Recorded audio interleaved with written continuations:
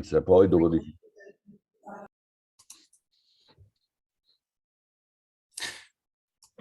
So, good morning, everybody. I'm Dario di Santo. I'm the first speaker of this session. Unfortunately, the chairman is not with us presently. He will join afterwards, so I will directly start with my presentation, which is related to energy efficiency and the challenges and the opportunities we have with the energy industry.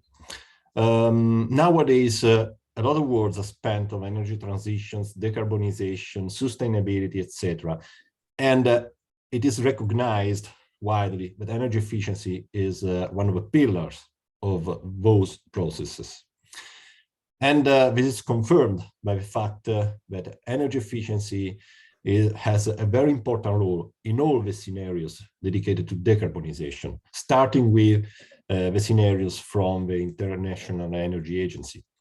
And by the way, considering the figure in this slide, energy efficiency is not just the yellow part of the diagram, it is also behavior and avoiding demand, so the purple part, and electrification. So it has a very important role, both toward 2030 and toward 2050.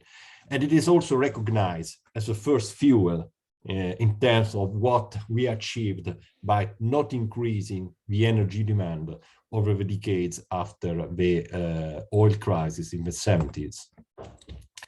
And one of the reasons why it's so important, it is that it is cost effective. It doesn't mean, of course, that all energy efficiency applications are cost effective or are cheap, but it means that as an average, they are really important. And they are better than other opportunities we have to decarbonize our economies. So everything seems okay. We can say that we really need energy efficiency, that it is really important, but we can't do the decarbonization and net zero by 2050 without energy efficiency, and that it is cost effective. Nevertheless, the path toward energy efficiency is not an easy one. And this is true because every time policymakers or other decision makers have to make decisions, they many times forget energy efficiency. And a confirmation is in the debate we have over the last months about the rising prices of gas and electricity. So there has been a lot of proposal how to reduce the impact of the rising prices. People thought about compensation from the governments, thought about the possibility to improve the production from renewables, of discussing new suppliers of gas, etc. But almost nobody spoke about energy efficiency. And why is that? Well, maybe because energy efficiency is not an easy topic to deal with. It's technical. It's not something that you speak about social dinner or in family, etc. It must be integrated with energy processes and buildings. So it's not something that you adapt. You have to put your hands on what is existing. And this can be complicated sometimes. The measurement of performance of energy efficiency is not simple. IPMVP protocol is not a 3-page document. It's something much more complicated. Energy savings are produced only if the processes and the buildings are working, and this can be an issue if you try to sell energy efficiency through an energy performance contract and third-party financing. Of course, it is little valued. It's not so convenient if you think about capital expenditures or payback time instead of thinking more generally about life cycle cost analysis and the other economic indicators such like NPV and IRR. And finally, it's not easily sold in sustainability reports. You can find pictures of photovoltaics, of wind energy, of other things, of people, but rarely you can find a picture of energy efficiency. You won't find a heat pump or, for example, heat recovery in a cover of a social report. Besides, there are other issues. One is that energy efficiency is mainly an optimization process when we think about technological energy efficiency. That means that you start, for example, by including improvements of, let's say, 30% of your technologies that cost 1, and then you have the possibility to improve still more, but maybe 10%, and this time it will cost 2. And the more you go over, the more it will be costly to get over improvements. And that, of course, doesn't help. It doesn't help also that the cost of energy has partly shifted to the fixed part, so euro per kilowatt of euro per client, if we think about electricity. Obviously, because energy efficiency is mainly valorized through the euro per kilowatt hour. The penetration of local production of electricity also doesn't help, because it means that the cost of supplying energy for that end user will be lower than supplying from the grids. And finally, if we have incentive in place for energy intensive industry, that also doesn't help. All these arguments, all these topics are needed and are good in itself, but of course they don't help energy efficiency. Now, it is possible to overcome these issues, and the energy industry can even profit from them.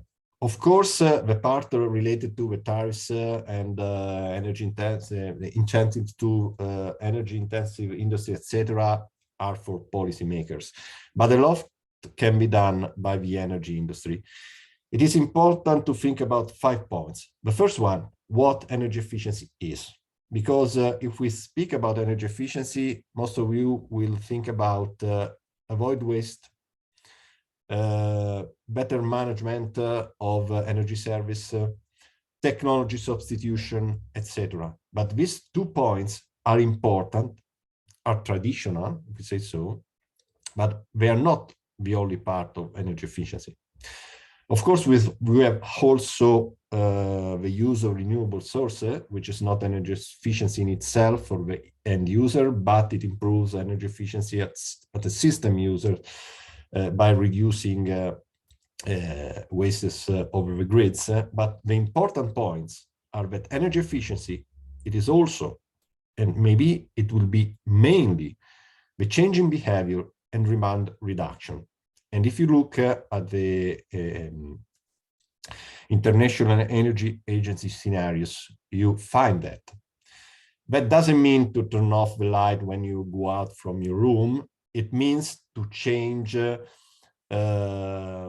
business models, to change lifestyles. And it's not simple, because it requires to go over the daily routines, to open our minds, to address something new, and not just to go on through optimization. And the same applies to the 5 points, which is rethinking products and services from a sustainable point of view, which of course incorporate energy efficiency. It is very important, but also that requires open minds and a new approach. Second point, to think on why we can use energy efficiency. Because nowadays, the reason why an end user can switch to energy efficiency is, first of all, decarbonization, to cut emissions and to save money, for example, in emission trading schemes or carbon taxes and so on. Secondly, sustainability goals. It's very important. And of course, the use of energy is part of this opportunity. A very practical point is the access to finance and equity, which is becoming year by year more related to sustainability and varied use of energy. And finally, of course, there is the possibility to cut costs of our energy bills. That was the only reason to adopt energy efficiency in the past. And now it's just one of the reasons. And maybe it's not the most important one, even nowadays, when there is all this debate on high costs. The third point is to think about the important change in energy management. So nowadays we have a possibility to underwrite multiple contracts, power purchase agreements, to participate in energy communities, to participate in demand response, to produce energy, to use storage for the energy, to control the management of loads, also in addition to process efficiency. We can use process waste to produce energy or to produce biofuels for our vehicles and so on. So we have really a lot of opportunities. And all this complexity can be managed maybe by large companies, but for most of the companies, help is required, support is required from third parties. And here the energy industry can really play a role in the future. The fourth point is to think that energy efficiency is related to core business. It is not true that energy efficiency has not to do with core business, that there is core business and then there is the possibility to reduce cost through energy efficiency. No, that's just a partial vision. Energy efficiency has a lot of benefits that impact the core business, that impact the cost structure, that impact the risk structure, that impact even value propositions for our products and services. And to understand this, we just need a multiple benefits analysis.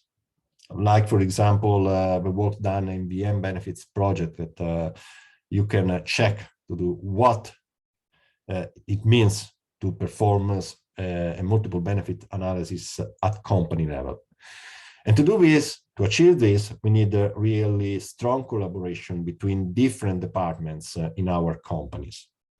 So we also need organization that facilitate such synergies, such cooperation.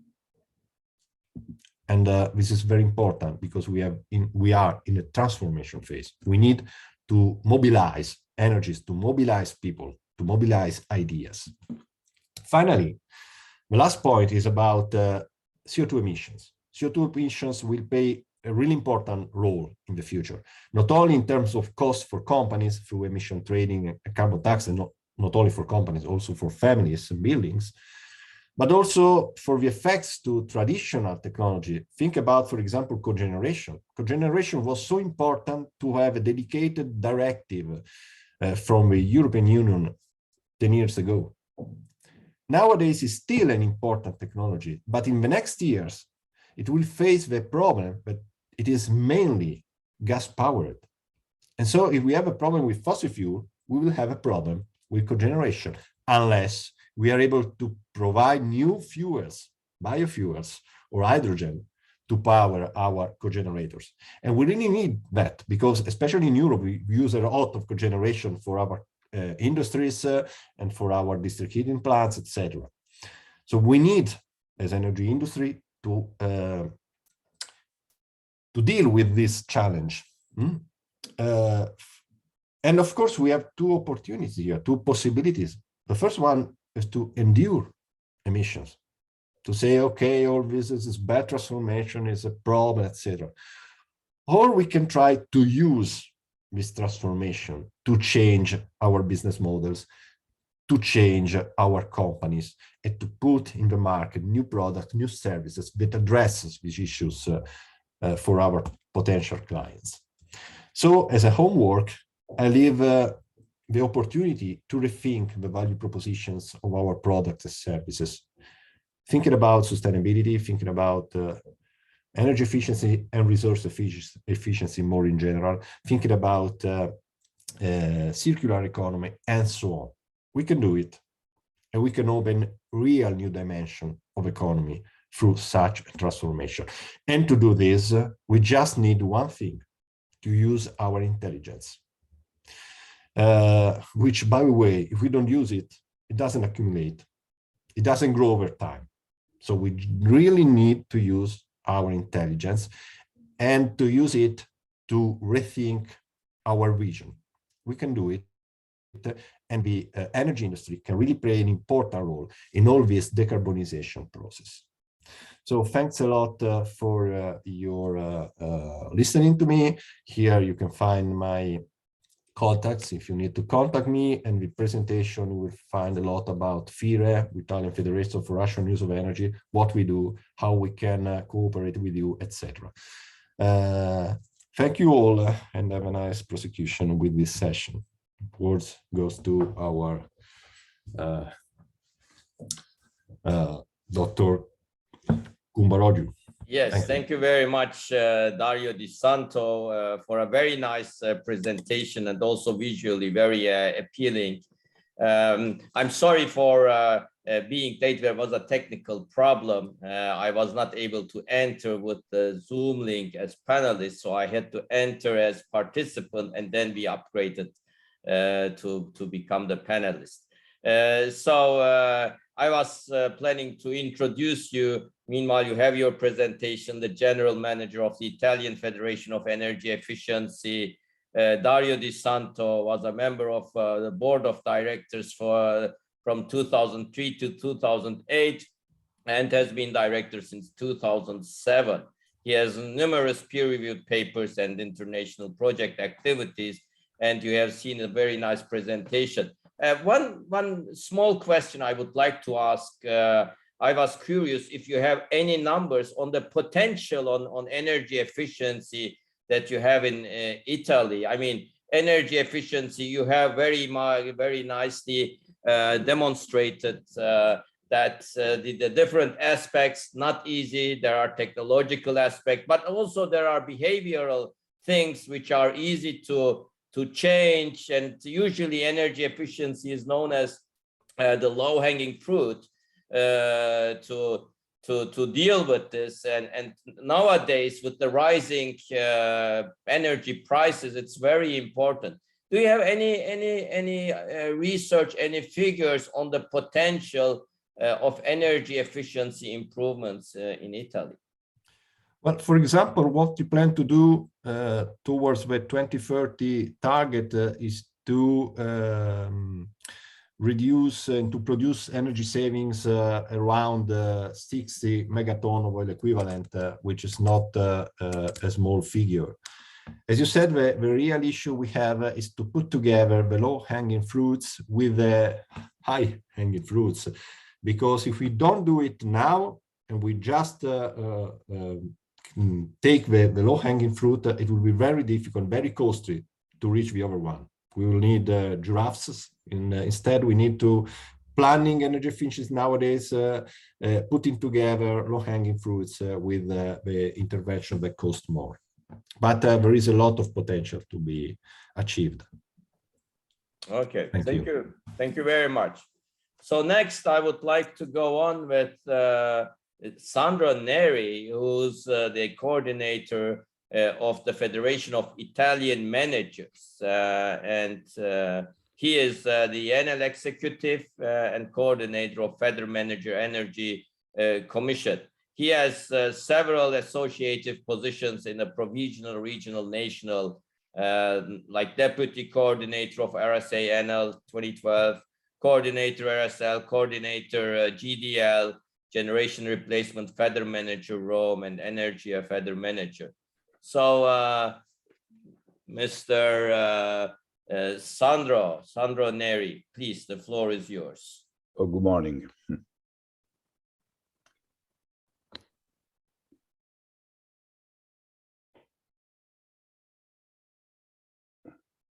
Just a moment, please.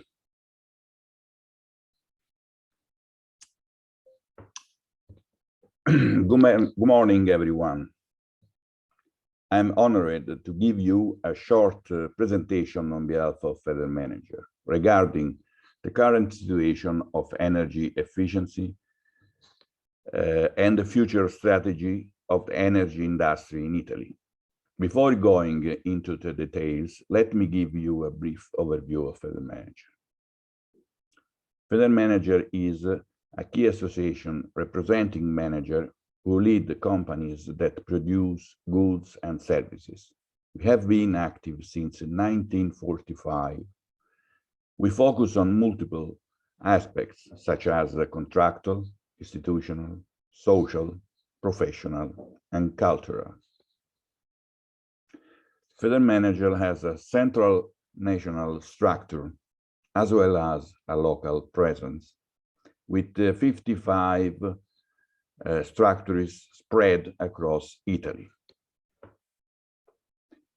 For several years, Federmanager has established a solid scientific relationship with the AIEE, drawing up 4 reports on contemporary energy topics, such as energy security and efficiency, decarbonization, circular economy, energy communities, and last but not least, automotive and smart mobility.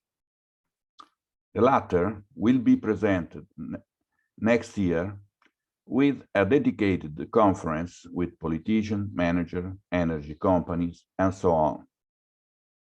Our long-term goal is to increase synergies between energy communities, prosumers, and electric mobility, and to become the main interlocutors of politicians and stakeholders, both in Italy and in Europe. From 2021, Federmanager and AIEE are going to start a new collaboration by drawing up a monthly energy observatory based on fundamental Italian energy topics. Now, we will go into the details of the presentation, which will be divided into 3 parts. The first section regarding the tools to achieve energy efficiencies goals. The second part will focus on energy communities and the transition from consumer to prosumer. And the third section will address the electric mobility and the smart solutions.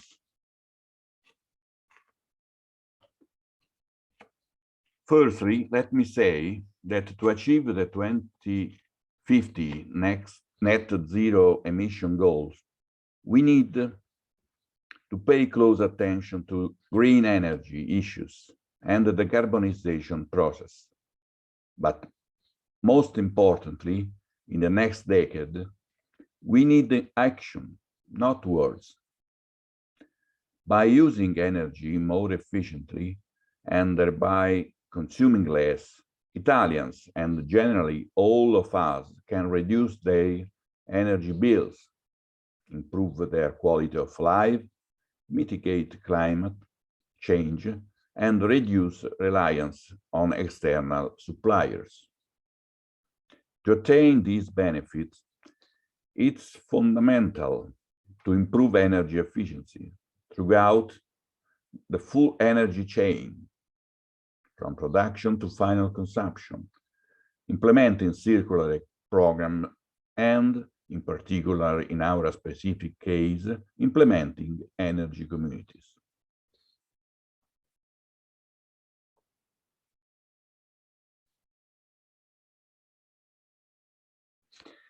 Now let's focus on the first part of the presentation, tools to achieve energy and efficiency goals. The first tool is improving the way people consume by growing circular economy and energy recovery system, which are often suitable for small communities and neighborhoods. The energy recoveries, meaning in the convent non-recyclables, waste materials into usable heat, electricity, or fuel through a variety of processes, including combustion, gasification, pyrolyzation, anaerobic digestion, and the landfill gas recovery. Pyrolysis is defined as a process of temperature decomposition of organic material in the absence of oxygen. The second tool is to create local energy communities, developing innovative methods of management and control of electricity. The third is to generate ethical citizens with the reduction of citizens' energy waste, such as consumption awareness, and develop of prosumers. And finally, the digitalization, cutting-edge technology, and developing of an electric mobility system. Italy, remember, that is the world leader in the digitalization of energy network, with the installation of the electronic meter since 2000. In this slide, we can summarize the energy communities. The aim of energy communities is to move from a single concentrated generation to a distributed generation, coming from an energy mix composed of renewable energy, energy recovery, energy efficiency, and circular economy. Obviously, the energy community must be integrated with other sources of energy production, such as electricity, heat, and waste disposal. It can help to mitigate the concept of NIMBY, not in my backyard. A person who does not want something unpleasant to be built or done near where they live. Developing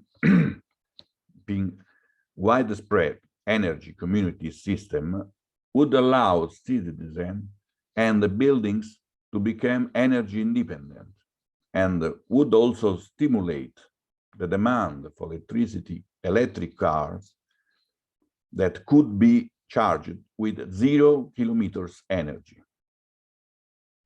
For those reasons, we can assert that energy communities do not transport energy, but with energy, they transport things.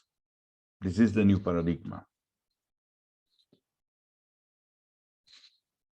In the energy community, the buildings can become an aware prosumer and invest in improving energy efficiency, allowing tenants to install renewable resources. The direct exchange of energy would make electricity consumption more efficient by sharing electrical utilities and exchanging the energy accumulated for each user thanks to the accumulators.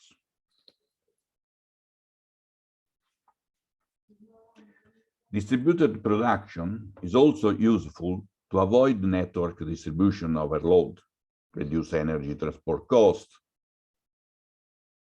and contain network losses, and charging electric vehicles, smart mobility. In this slide, we can see the evolution of the citizens' rules from consumer to prosumer. The prosumer is the protagonist of the current energy revolution. They produce and consume self-produced energy, putting the remaining part into the network. Citizens, now new prosumers, can become energy communities, collaborating for the goal of energy production, consumption, and management thanks to local plans, enjoying greater autonomy, contributing to environmental sustainability, and obtaining economic benefits. The combination of renewable energy, energy efficiency, and energy security in a community of prosumers allows to integrate electricity with mobility, increasing the electrical vehicles supply, to balance the grid, to reduce electricity costs, and to enable a feeling of local belonging. The first step is making a city intelligent, is to embrace the new model of energy communities. And this step is within the reach of any urban center.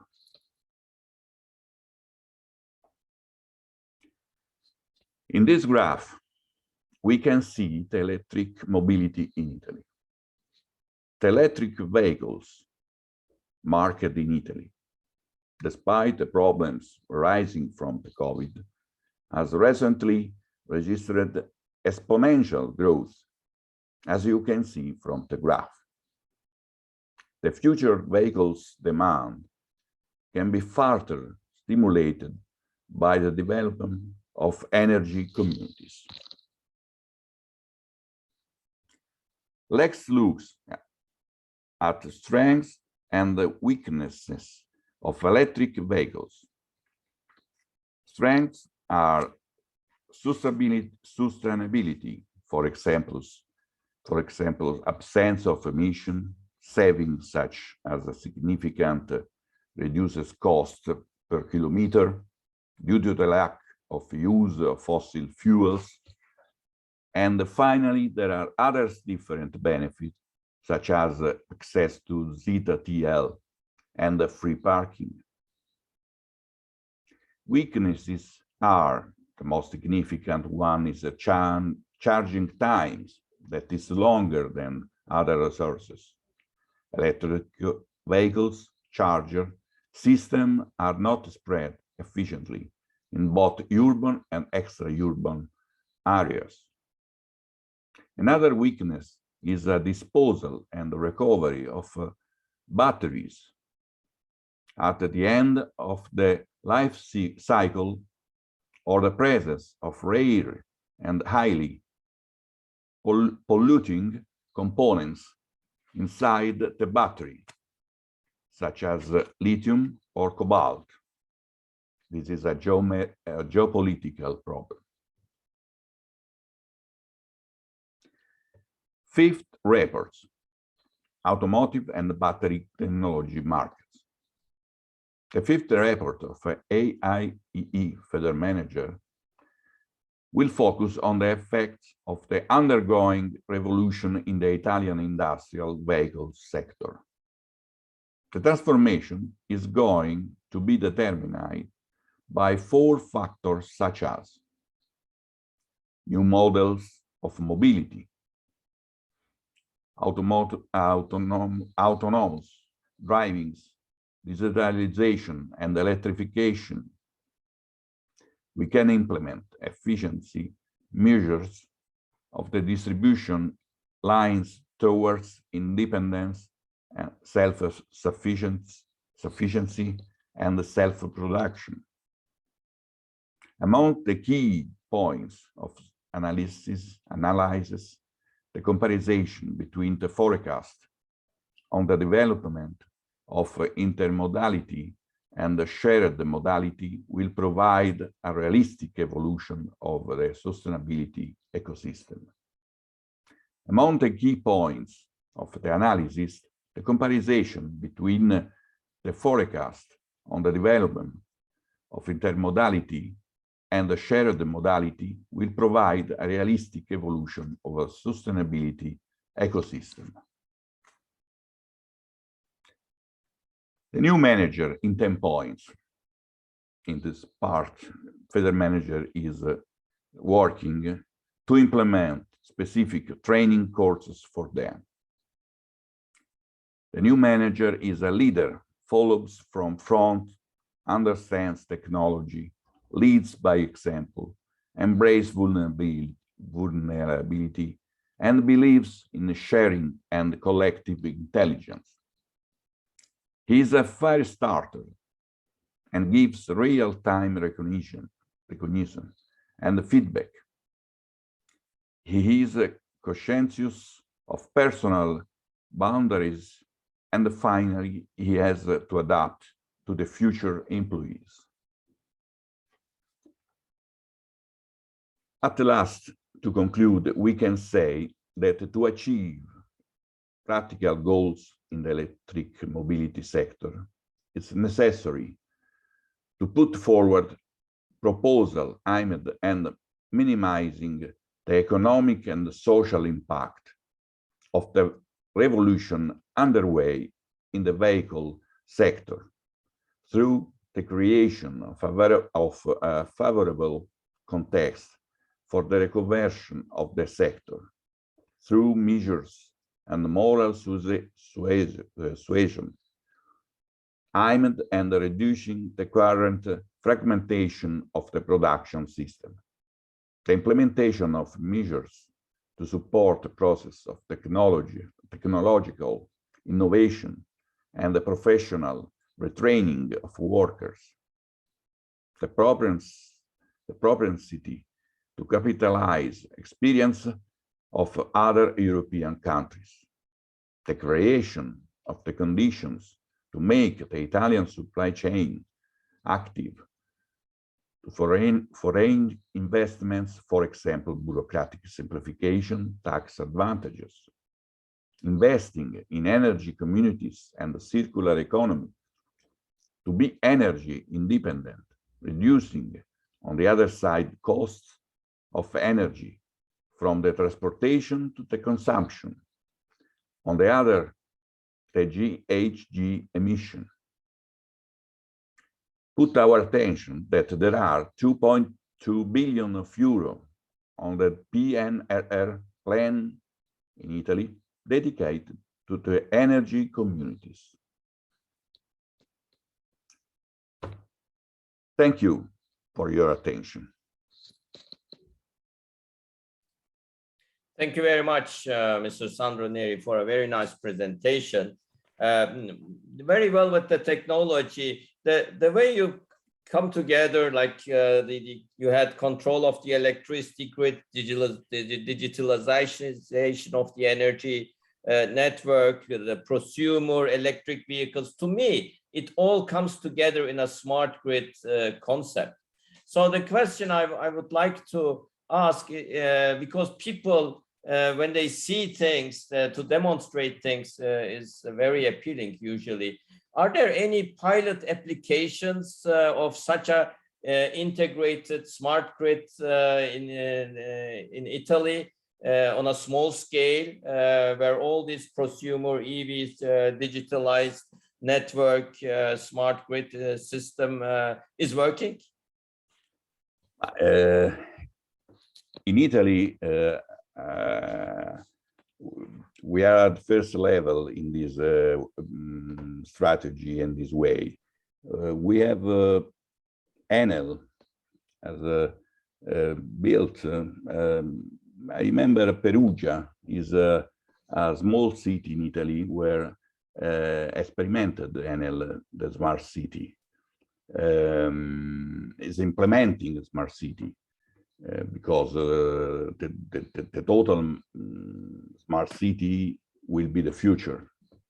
Yes. And the energy community is the future. Now we are building the smart city, but Enel and Italy is in a good position in this way. Yes, yes, I fully agree, and it would be nice if Perugia takes the lead and becomes a role model for other localities as well.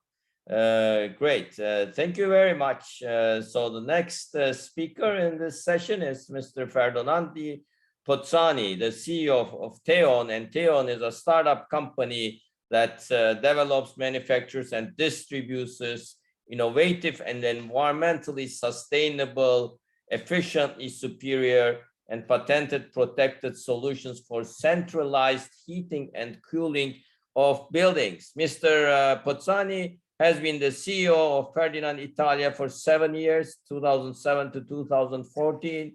He has been the principal of Boswell and Hamilton, 2002 to 2007. And the manager to principal at A.T. Kearney for 5 years. He's got a degree from New York University Stern School of Business, an MBA in Business Administration from Sapienza University of Rome, and a graduate engineering degree. Yes, Mr. Pozzani, please, the floor is yours. Good morning, Gurkan. Happy to see you again, even if on video, and good morning to all attendees. I will share the screen with my presentation.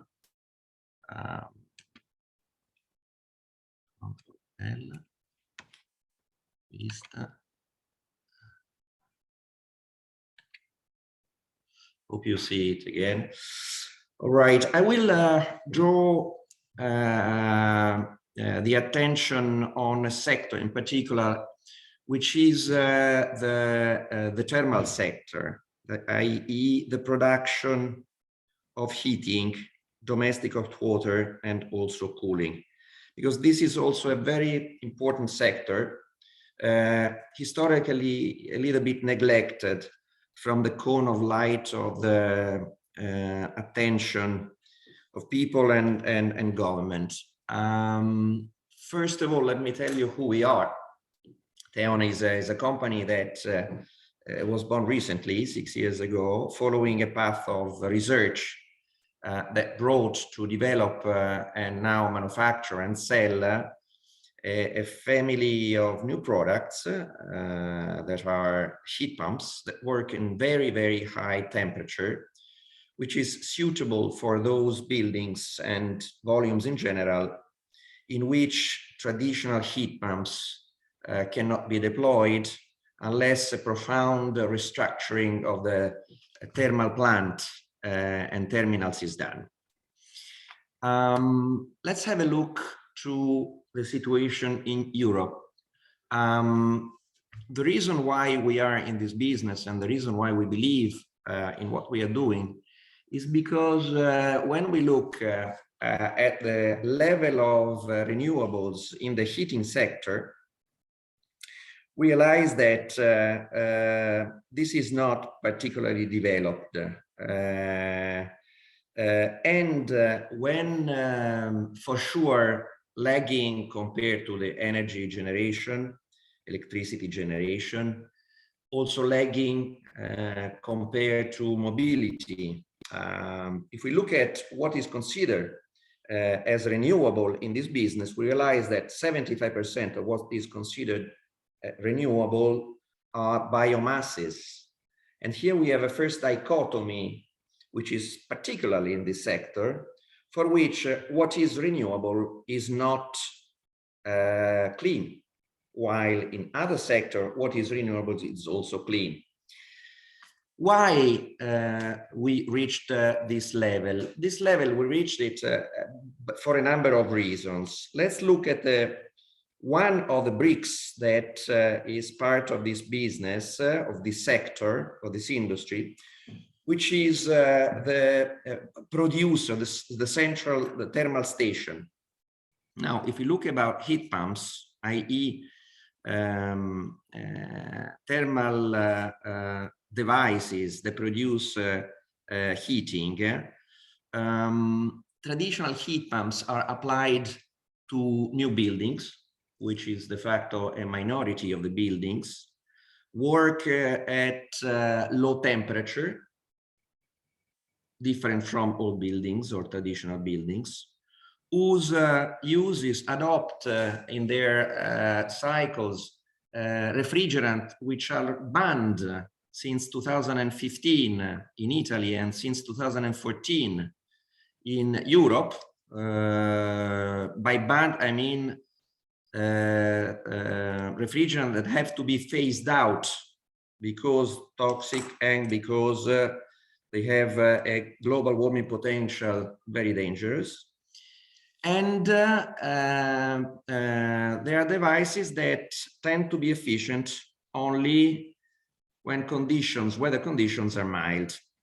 So with that respect, the way that we see this product should work and the way that we have developed and our product is that we need, if we really need to substitute fossil fuels boilers, such as gas boilers or gas oil boilers or GPR boilers, we need to have products that can be applied on buildings that are older than 20 or 30 years.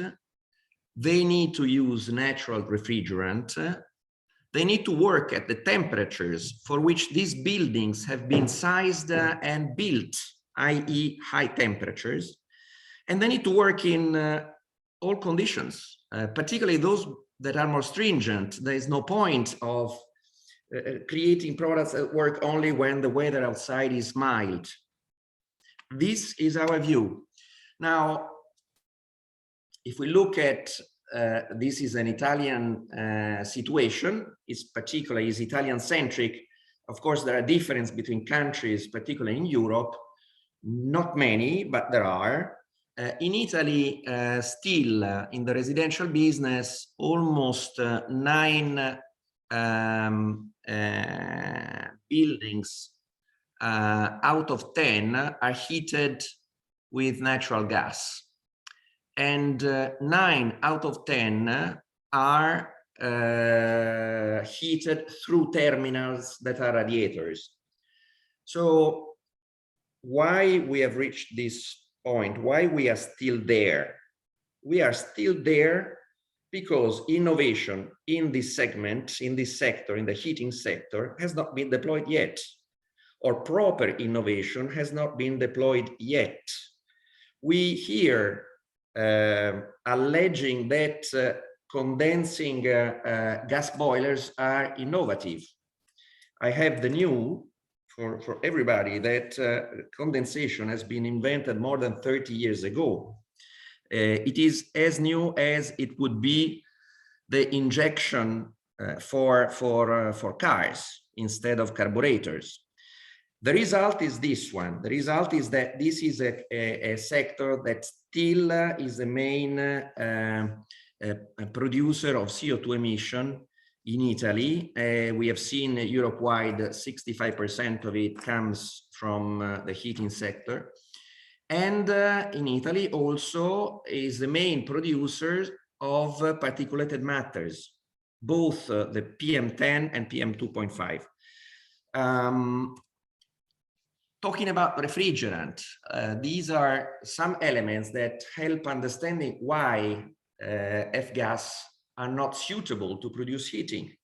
First of all, they have a GWP, which is extremely high. I remind that these levels correspond to the effect that these F-gas have if released in atmosphere compared to CO2. So for instance, the 404A, the same amount released of an in the atmosphere is almost 4,000 more pollutants, creating more pollution than the same amount of CO2.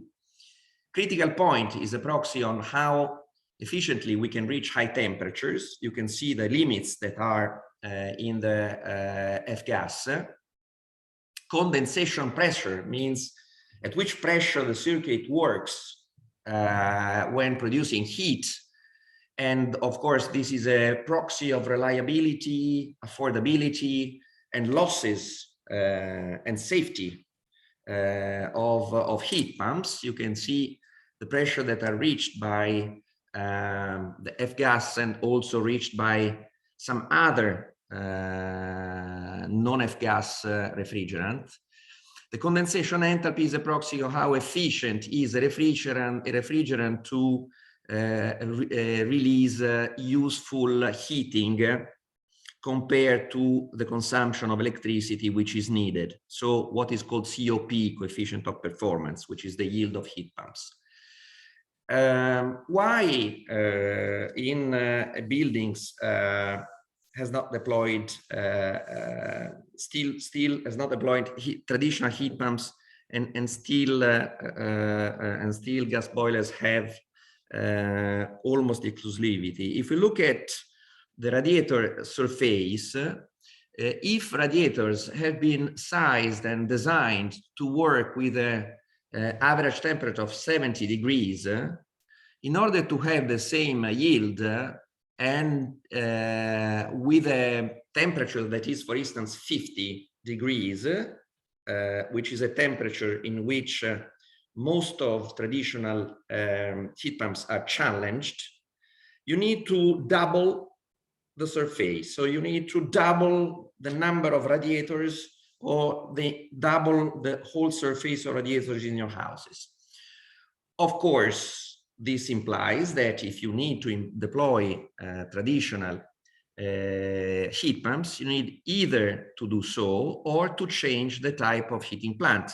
For instance, putting serpentines in the floor and have a vast and deep restructuring, which is exactly what we would like to avoid in order to have a smooth entering of heat pumps in this segment. Simply, it is not only important to have products that work in these conditions. We have to add that they have to work and operate efficiently in that condition. So provide savings if working in that condition compared to gas boilers. Savings have been detected to be 50% cost reduction in the energy bills in houses so far, but this was also with price level of gas and electricity pre-spike taking place now and pre-forward price that we are observing in natural gas and electricity, whose gap is increasing. So the convenience, the economic convenience is increasing.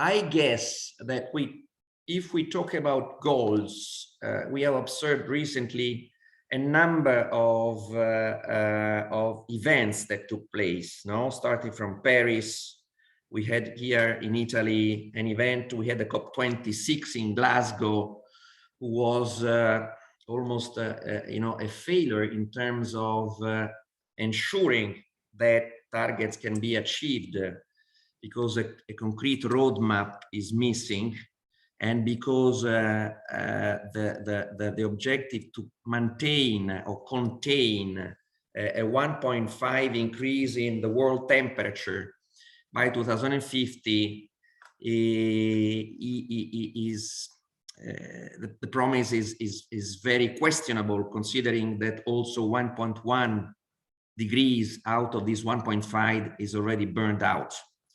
But we can do so, at least in Europe and in Italy, because the innovation is there. We do not have to talk to the future. We don't have to talk about what would be the future of new nuclear. We don't have to be the future of hydrogen. We have a technology that is in place, that is a level of to be commercialized. And with that respect, I guess that if the cone of light is brought on this sector, we can make it, because technology is there, and the results can be achievable. If you want to know more about TEON and about that technology, of course, I invite you to visit our site, website, and discover a little bit how we work. Thank you for your attention. Thank you, Gurkan. Thank you. Thank you very much for a very nice presentation. So we have quite like a few minutes left for Q&A. I'm looking into the chat and into the open Q&A screen. There seem to be no open questions. I want to ask again if there is anyone from the participants who has a question. No questions from the audience, so everything is clear. I hope yes, there will be. I hope there will be follow-up. There are good lessons learned, I think, from the session. To me, it was a pleasure as always. But I hope next year we will have the opportunity to come together in person for a meeting in person. These virtual meetings are okay, nice, but they prevent the opportunity of networking and getting together in social gatherings. That's a major disadvantage, in my opinion. So once again, great pleasure and honor chairing this session, and thank you very much to all participants and for the audience. And I wish you all the best for the rest of the day and a productive conference. Thank Bye you. bye. Thank Bye. you. Bye bye. Thank you. Thank you very much. Bye bye.